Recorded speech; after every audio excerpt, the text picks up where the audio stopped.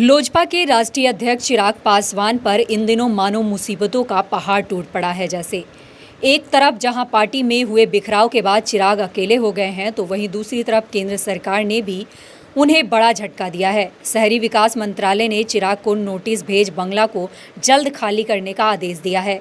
इससे पहले भी शहरी विकास मंत्रालय चिराग पासवान को नोटिस भेज चुका है, जबकि लोजपा प्रमुख चिराग पासवान ने पिछले दिनों शहरी विकास मंत्रालय को पत्र लिखकर निवेदन किया था कि उन्हें कुछ समय और इस बंगला में रहने दिया जाए। शहरी विकास मंत्रालय ने चिराग पासवान को नोटिस जारी कर कहा कि वह जल्द से जल्द 12 जनपद स्थित बंगले को खाली कर दे। इस बंगले में फिलहाल चिराग पासवान अपनी मां और परिवार के कुछ अन्य सदस्यों के साथ रह रहे हैं।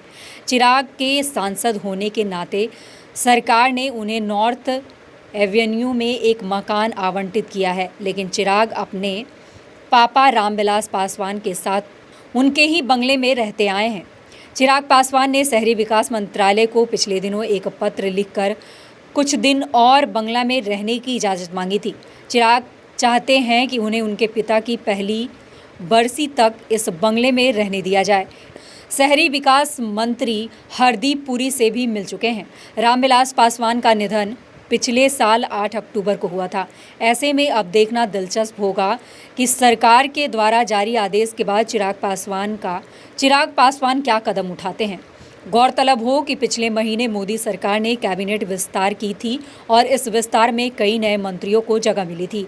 सरकार द्वारा अब नए मंत्रियों को बंगला आवंटित किया जा रहा है। ऐसे में रामविलास पासवान का बंगला भी किसी नए मंत्रियों को आवंटित किया जाएगा।